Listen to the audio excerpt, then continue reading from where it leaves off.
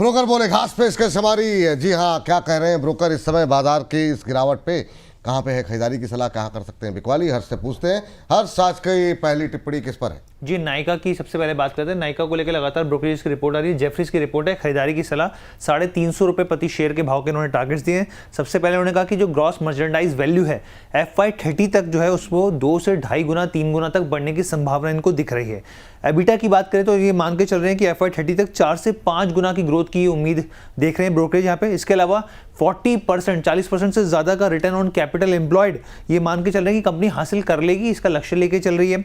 Beauty की बात कर लीजिए, फैशन की बात कर लीजिए, जो ब्रांड्स ओन करती है कंपनी उसमें काफ़ी ग्रोथ जो है वो दिख रही है यहाँ पे। और AI की जो भूमिका है वो कंपनी के लिए एक्सपेंशन, एक विस्तार के तौर पर भूमिका बड़ी दिखा सकती है। चलिए, ये बात जो है यहाँ पर निकल करके आई है।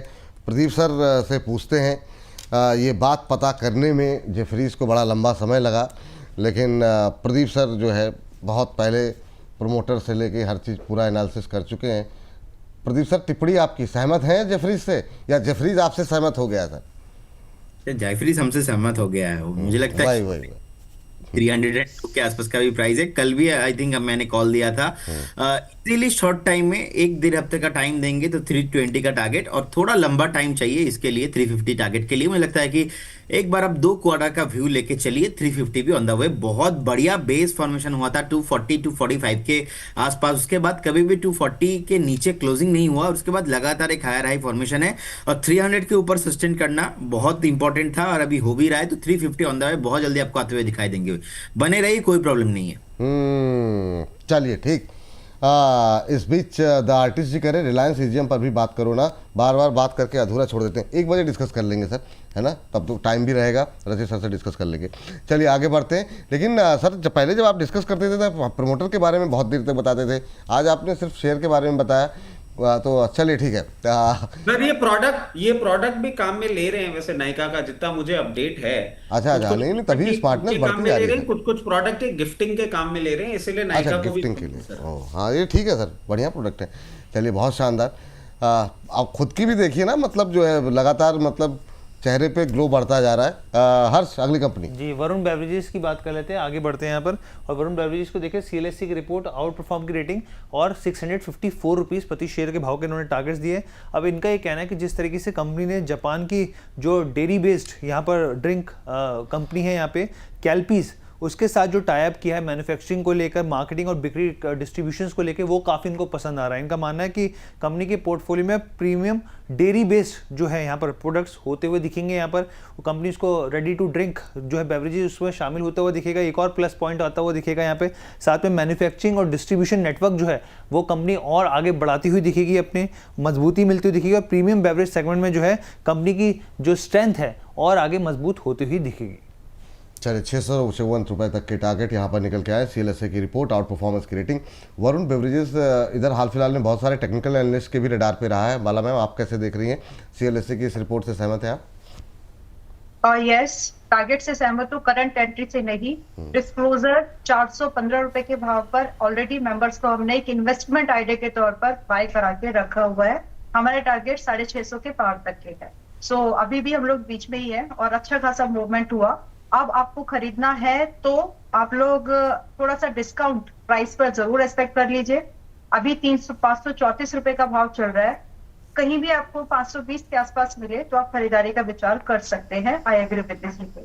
चलिए, एग्री होते हुए यहाँ पर मैम, और जो है बाकी जो लेवल्स बताए गए उसका ध्यान रखें। हर अगली कंपनी जी, BSC की बात कर रहे थे। अगली कंपनी BSC की है और प्रभुदास लीलाधर कैपिटल की रिपोर्ट है। खरीदारी की सलाह है 4,850 रुपये के लक्ष्य जो है वो इसमें दिए गए। और क्या ज़बरदस्त, मैं देख रहा था इसके, इनका जो IPO का लिस्टिंग प्राइस था वो 1,068 रुपये था, और वहाँ से किस तरीके की वेल्थ क्रिएट करके दिए। अब यहाँ पे ब्रोकरेज कहना है कि NSE का IPO भले ही चर्चा में रहा अभी है फिलहाल, लेकिन फिर भी निवेशकों की जो पसंद है वो BSC रहेगा यहाँ पर।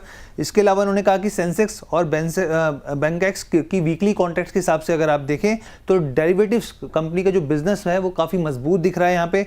और अगर आप FY 23 से लेकर 26 के बीच में देखें यहाँ पे ऑपरेटिंग रेवेन्यू कैगर ग्रोथ के हिसाब से तो वो करीब 80% से ज़्यादा रहा है, जो कि इनको काफ़ी ज़्यादा अट्रैक्टिव लग रहा है। इसके अलावा FY 26 से लेकर 28 के बीच में प्रॉफिट में 27% जो है कंपाउंड एनुअल ग्रोथ रेट के हिसाब से ये मान के चलें कि इतनी ग्रोथ देखने को मिल सकती है यहाँ पे।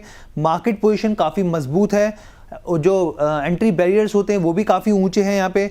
नए सोर्स के जो वैल्यूएशंस है उसके हिसाब से भी कंपनी को काफ़ी सपोर्ट मिलता हुआ दिख रहा है और उन्होंने कहा है कि NSE के IPO से घबराने वाली कोई बात नहीं है।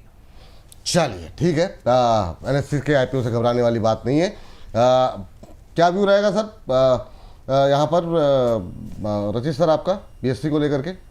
सर देखिए, टारगेट के साथ जाना चाहूंगा, रिपोर्ट के साथ नहीं जाना चाहूंगा। मेरे को बहुत भ्रमित करने वाली ये रिपोर्ट लग रही है और इसके पीछे का आपको कारण बताता हूं। सर ये जो बात है ना कि NSE का IPO आ भी जाएगा तो भी BSE फेवरेट रहेगा, आई डोंट बाय दिस।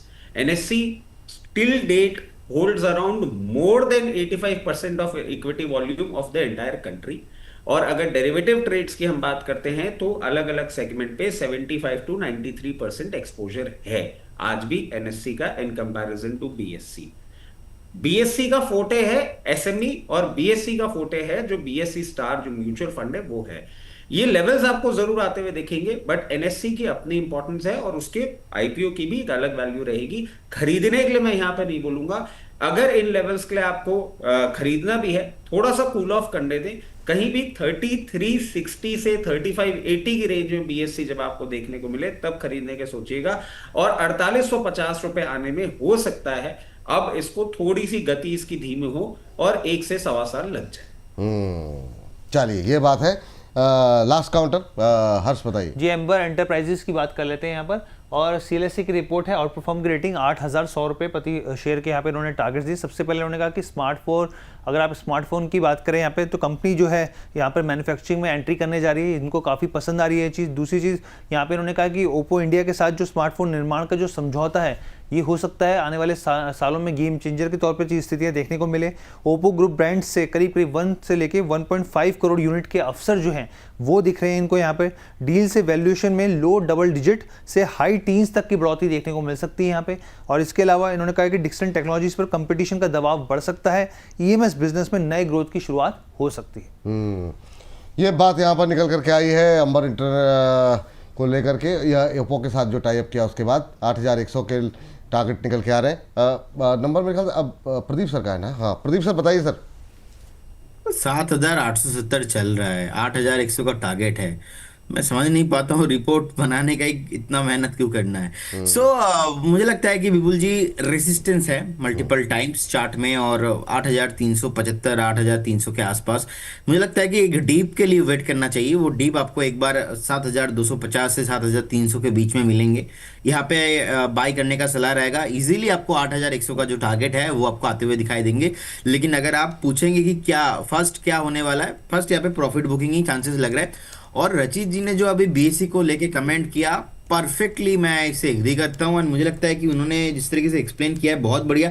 आप देखेंगे NSE का जो IPO है यहाँ पे अभी इनके, मैं जो सेबी के उनका DIHHP में फाइल हुआ था पढ़ रहा था मैं कल, वहाँ पे इन लोगों ने भी शो किया है कि मैक्सिमम जो NSE का रेवेन्यू है वो डेरिवेटिव से FNO से आ रहा है। एंड कहीं ना इस वजह से कुछ दिन पहले जब सेबी ने बोला था कि FNO का जो वीकली एक्सपायरी ये बंद कर देंगे तो इसीलिए बहुत सारे ब्रोकर एक्सचेंज सारे एंटी हो गए थे और उसकी वजह से अभी तक हुआ नहीं है। NSE ऑल टाइम फेवरेट है, लोगों का रहने वाला है, लेकिन वो भी देखना पड़ेगा कि वो FS लेके आने वाला है। लेकिन ये कमेंट बहुत ही सटीक लगा मुझे क्योंकि 4800 इमीडिएटली पॉसिबल नहीं है। 2000 से हम लोग देख रहे हैं 4000 तक आ गया, अब 4000 से फिर से 4800 कहीं ना कहीं ये पॉसिबल नहीं लग रहा है जी। चलिए ठीक।